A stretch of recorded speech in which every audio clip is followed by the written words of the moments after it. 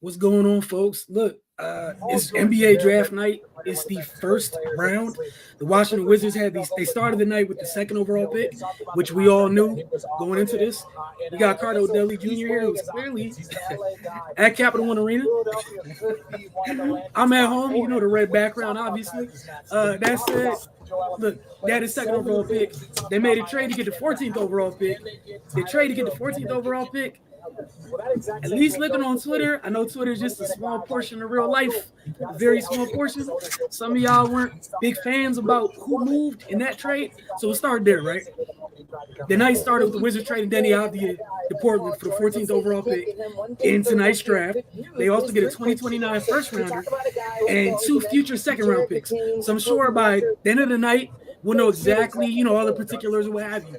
But pretty much, we got 4 picks for someone you already re-signed for Portland. We get why it makes sense for what they're going through. That said, Carter, I want to get your thoughts on it because you were driving to, draft night while this was, when this news dropped.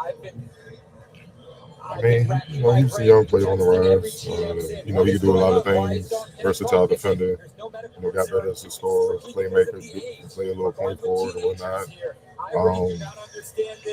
But I think they're looking to build towards the future. You know what I'm saying? And we all saw what we're going to talk about in a little bit, who that pick became.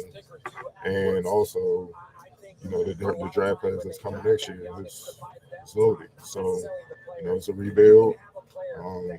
You just gotta be real. Like, I like the progression that Denny had, but what was the Wizards' record?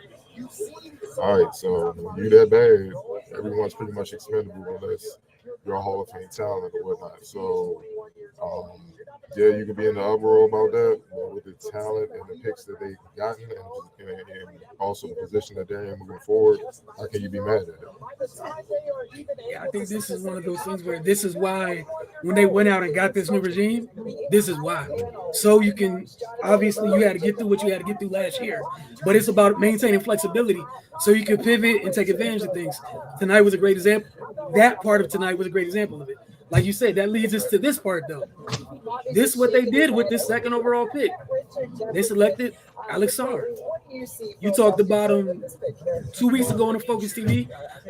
Obviously, been talking about him longer than that. That said, your thoughts tonight now that it is officially official. He is a Washington Wizard. Well, I kind of wanted them to go that direction, and we talked about it on the Focus, and mostly because of his defense. His defensive versatility. He can do a lot, and he'll save a lot of possessions. With the Wizards, man, as far as dealing with bigs and being able to get out on the perimeter and make it tough on guards, man. You're not really losing anything if they have to switch a lot. Also, he's athletic, good finisher. He can pass. That's an underrated part of his game. And, he's a capable shooter. That's only going to get better with time. So, I definitely like to pick up. Yeah, I know during Wizards Outlook towards the end of the year, people kept asking us what we thought. And I think for the most part, we all were in agreement. You, myself, and Ray, just talking about they needed something at the 5. There was an issue. Are trading to the Washington Wizards the draft rights to Bub Carrington. They just announced the fifth. Okay, it's official. The trade's officially official. No, you're good. I stopped to listen too. I was like, another one. But nah. They need what he brings already. We talked about the Focus this week, where I think again you had said if Sarr's gone, and I was in agreement with you too. If Sarr's gone, you go Clingan. The issue being you needed someone at the back end of that defense. Washington didn't have an issue scoring. Stopping people, yes, was a huge issue. Going forward, and also getting easy baskets. Yeah, easy baskets, man. They got a lot of shooters, a lot of guys who like to shoot. Well, you got somebody that can clean that up if you miss. You know what I mean? Or you can dump it down low and he can finish. Gav was a good finisher, but he's on the sides. He's 6'9". He's athletic. And we had a saying he was fighting for his life a lot last year, and they didn't have the playmakers to really expand on his game. You saw how he looked when he went to Dallas. It was a totally different thing. So, and it's a glaring hole in the middle, and they needed to fill that void, and they did. So, just got to give him time to grow. You know how this area is. He's gonna be trash. You know how it is. I guess, but you know what? Like you said with Gaff, 6'9", 7'1", 7'1". It's gonna be what it's gonna be. Also, look, I got this down there later. I'm sure we'll talk about it tonight and tomorrow. It's not like you got one of the things coming out of France that you didn't do wrong. Okay, there's a lot of good things coming out of that place right now, and it checks so many boxes. But what was also intriguing, you did a probe on this guy at the beginning of the college season, all right? I'm gonna wind that back because I love to remember, and people love going back and talking about things. I got time. I'm not that old that my memory doesn't work anymore. Bub Carrington was a probe subject early in the season. Hey, man, the floor is all yours here. Yeah, man. You know, I love the kid coming out of high school. You know, I felt like he was one of the top guards in the area. You know what I'm saying? And so vastly underrated because of everything he brings. You know my type of player, man. I like multi-dimensional players. I don't like one-dimensional guys, man. Because I feel like if you stop that one area of their game, what do they bring?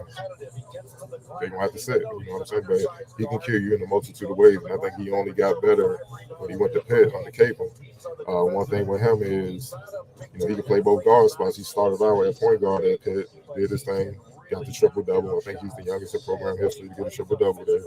And then when Jalen Lowe emerged, he moved to kind of a combo guard type of role and didn't lose a beat. He just kept making an impact, man. He just kept doing his thing. And, you know, he's a competitor. You know, I know mutual people that know his family that came up with him. Always heard great things about him. You know, obviously watching him in high school and on the AAU circuit over the last few years, you know, just watching his growth, man. I'm a fan. And one thing I love is his mentality.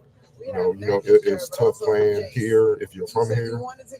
You know what I mean? And you've seen a lot of area guys shy from coming here because they didn't want to deal with that. But I believe he's tough enough to deal with that barrage that's going to come. And he's going to have a lot of support or whatnot. But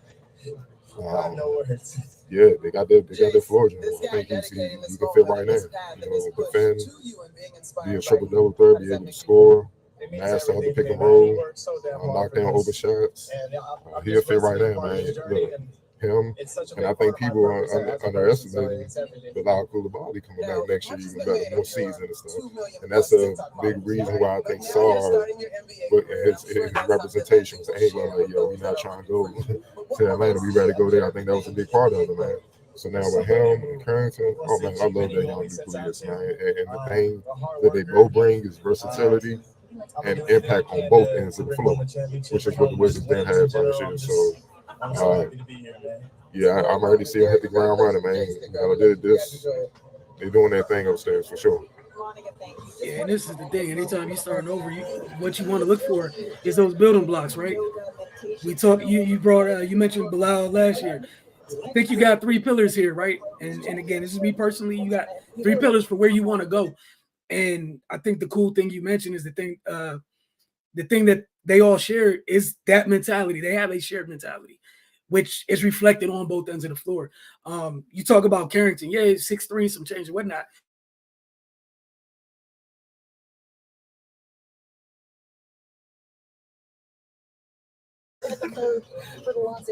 I guess my man just froze, man. But yeah, hell of a drag from the Wizards. You know, with both picks. Again, I know what they bring, the versatility, the impact on both ends, and the potential for them to grow. I just think they both, Sarr and Carrington, with what they have, you know, already compared to where they can be, it's just a match made in heaven. You know, especially with, you know, the youngster Coulibaly, Kuz, and all those guys there, man. So it should be fun watching them grow over the next few years, man. And, you know, starting this summer when they hit summer league, and, you know, try to build, you know, just build good habits moving into the season, man. So, you know, hell of a drive. We want to see how everything unfolds and how everything moves forward. We'll be back later with the first round. A first round recap of the entire first round, not just what the Wizards do. And they got, I believe, yeah, they have another pick, 26, coming up as well, man. So make sure y'all tune in. Hopefully not too late, but you know how it is with the first round, man. So we'll see y'all soon.